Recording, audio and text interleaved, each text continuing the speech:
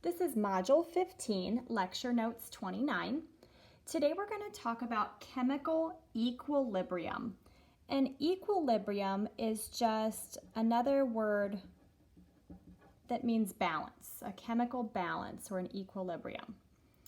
When we've been working with reactions up until this point in the class, you are very familiar with seeing them written like this first reaction.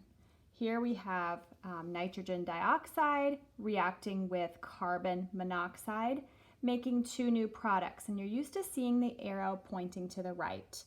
And this is a correct reaction. But in fact, we've kind of been lying to you this whole semester.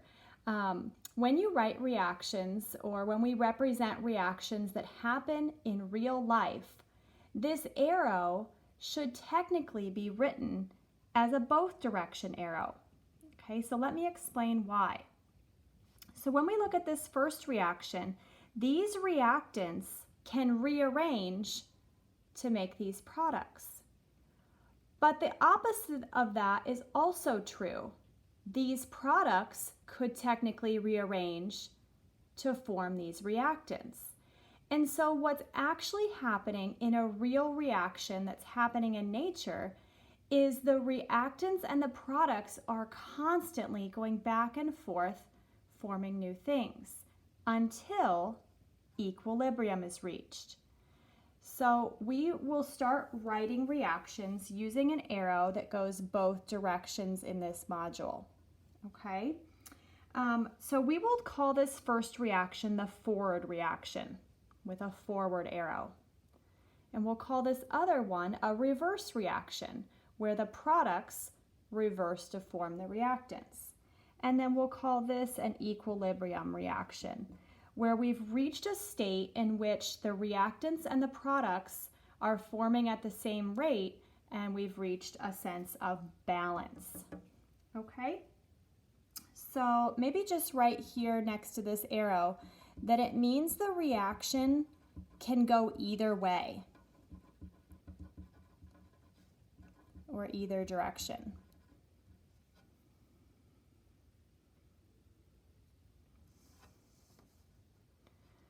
All right, so let's take a look at this picture that I have here in the upper right-hand corner, and let's dissect it a little bit. Let's first concentrate on the forward reaction, and I'm going to make that blue. What I wrote here says when the reaction first starts, okay, so we've just started the reaction, we have a lot of reactants because we just started and we just added the things together. Okay, so we have a lot of reactants and the rate of the forward reaction is very high. We have a lot of these things, so of course we're going to push towards product pretty easily. So the rate of the forward reaction is high. You can see that here in the picture. But as time goes on, the rate of the forward reaction decreases. Well, why is that? We kind of talked about it last week. Because the concentration of the reactants decreases. As we have less reactants in there bumping into each other, the rate of the reaction slowly decreases in the forward direction. Okay, and so you can see that here in this graph. All right, so let's look at the product line. Let's do that one in yellow.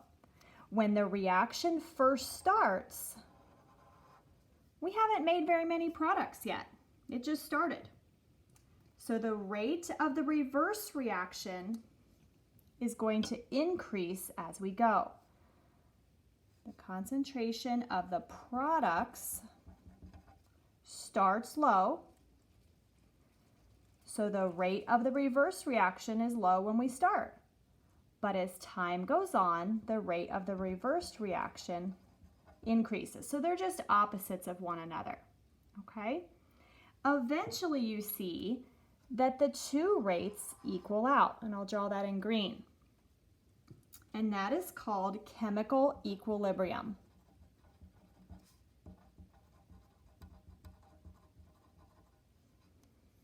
Okay, Both the forward and the reverse reactions have equal reaction rates. We've reached a state at which pushing towards the products and pushing towards the reactants, they're doing the same thing at the same time, and so the reaction is kind of stable or balanced, okay? Every time a forward reaction occurs, a reverse reaction occurs as well, and so there really isn't any change. And you're going to see a great example of this in one of your in-class activities that you will do with water. I love it. Okay, let's go ahead and go on to the second section. In this second section, we're going to learn how to calculate the equilibrium constant. And it is represented by a big K. Now, don't get that confused with the rate constant that we talked about last week. The equilibrium constant is a capital K.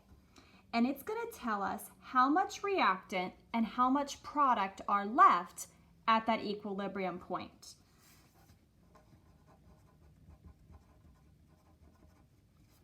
Okay, so we're just going to write our equation using a generic reaction. So we have A mixing with B, and we form C and D, okay? When you write your equilibrium constant, you're always going to do products over reactants, okay? So if we're looking at our products, C and D, we would write our equilibrium constant like this. The concentration of C raised to the C power. And that little c will come from the coefficient that's out in front, how many moles of that you have. And then we would do the concentration of D raised to the D. And then our reactants, we would have A and B. Okay, so pretty generic, but what I want you to see is that for every reaction you do, the products will be on top, the reactants will be on the bottom. Okay? The one thing that you do need to note when doing these is that the units of K will be different for every problem. And I will walk you through several problems so that you can see what I mean. But you need to keep track of units. Okay?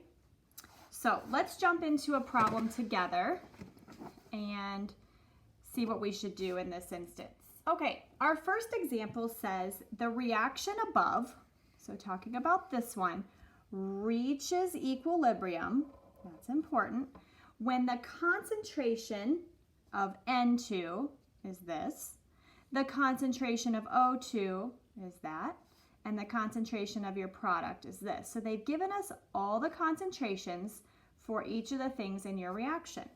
All they want us to do is plug those in and find the value for K. These are actually pretty easy. So remember, we have to do products on top. So we're going to be looking for the concentration of NO raised to the second. And I did that because there's a 2 out in front of my product. And then reactants go on the bottom. We have N2. And because there's no coefficient, you could put a 1 here, or you don't have to put anything because it's just raised to the 1, times the concentration of O2, same thing, there's no coefficient, so your exponent is just a 1. You're going to grab your numbers from the problem. So here we would have 4.51 molar. Remember, it's squared. And then I'm going to plug in my concentration for N2, 0.354 molar. And my concentration for O2 is 0.124 molar. And so then you're just going to do these on your calculator. So we're going to be doing 4.51. And on these blue calculators, it will be, you can do squared, 4.51 squared. I use this button here. And then you're going to divide it by, and you definitely want to use parentheses since you have multiplication in the denominator. Like this.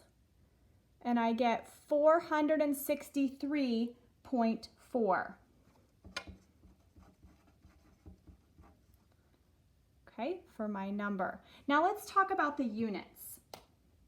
So on the top, I have molar squared, and on the bottom, I have molar times molar. So if we wrote that out, it would be molar on the top squared, and then I have m times m, which would be squared as well.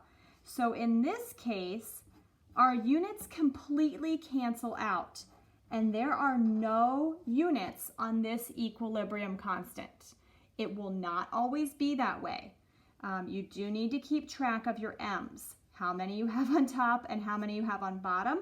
If it helps you to rewrite your units down below and do your canceling, I would highly recommend that. But this first one does not have any units. Okay, let's go ahead and jump to the second problem together.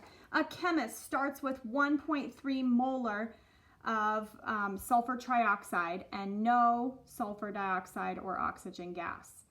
This first sentence means nothing to us. It really doesn't matter what you start with when you are doing an equilibrium problem. All that we care about is when it reaches equilibrium, what the concentrations are. So sometimes you will see problems that have extra information in them to throw you off. You do not need to use those values. Okay? I would like you to take a second and see if you can get this problem set up just like the previous one we did, and then come back and check your work with me. Okay, so the first thing I want you to check is that you have your equilibrium constant written correctly with the products on top, squared, oxygen to the first, over your reactants. Don't forget that it's squared, and those little coefficients, or those little exponents here, come from the coefficients that are out in front of each of your numbers. So if this is correct, then when you plug in your values, then you should be okay. So I'm going to take 1.10 and I'm going to square it, and then I'm going to multiply it by 0.55 for the top, and then I need to divide by 0.2 squared. And so that's how I would put it in my calculator. You should get 16.64, and if you don't, I'm guessing it's just with the way you're plugging it in your calculator. So play with that. Now let's look at these units. I am going to write them out below just so you can see me keeping track of the m's. So here I have m squared, so that's m times m, times another m. So I have 3 on the top, and then I have m squared on the bottom, which is m times m. So you're just going to do some canceling, top, bottom, and you're only left with 1 m, which means you would put the units molar on your answer. Okay, so your equilibrium constant is 16.64 molar. That is the concentration at equilibrium. Okay. I do want to give you some other examples for what your units could be. So we did a problem where there weren't any units on your equilibrium constant. We did one here where everything canceled out except 1m. Other possibilities for units could be this.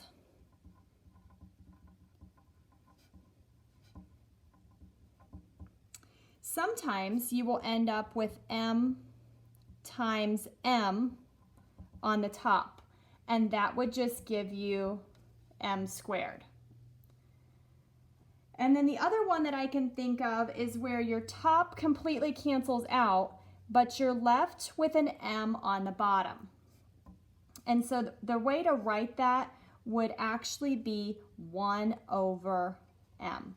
So those would be 2 other possibilities that are pretty common in this unit. Okay, in this last section, we're going to talk about what does this number actually mean? Because it's important to be able to calculate it, but what's even more important is to understand why we're calculating it and what the number is actually telling you. So what does the equilibrium constant actually tell us? it tells us which way the reaction is weighted.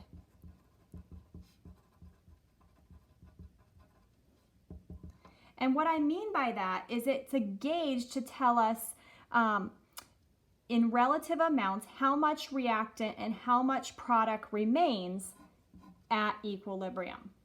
Okay? And so we're just going to use some general rules of thumb here. When the K value is really big, okay, the equilibrium is weighted towards the products. Okay, and this is kind of what we talked about in the beginning. Because if you have a lot of reactants left, then your reaction is going to be pushed to the right or towards the product side. Okay, so when K is large, the equilibrium is weighted towards the products. Well, then the opposite needs to be true. When K is very small, the equilibrium is weighted towards the reactants.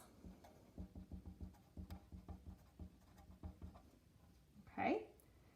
And when K is almost near 1, this is telling us that the equilibrium is very balanced. It's very balanced between reactants and products. And so we would show that with our double arrow. Okay?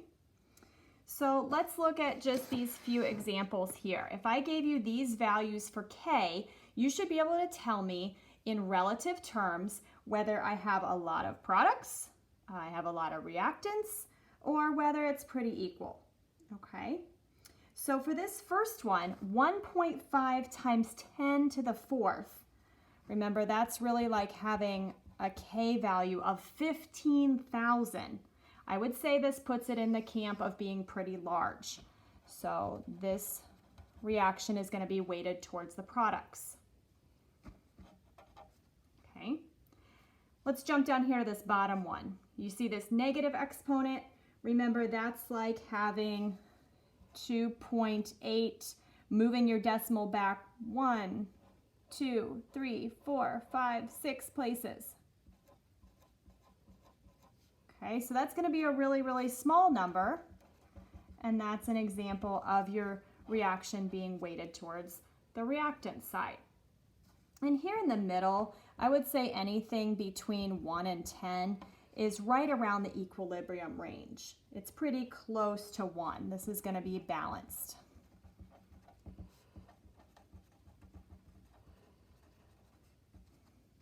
Okay, so those are the types of problems you will see in your homework for this unit. You'll do some calculating and then some needing to know in general terms which direction the equilibrium is weighted. Okay, I will be back next week. Thanks, guys.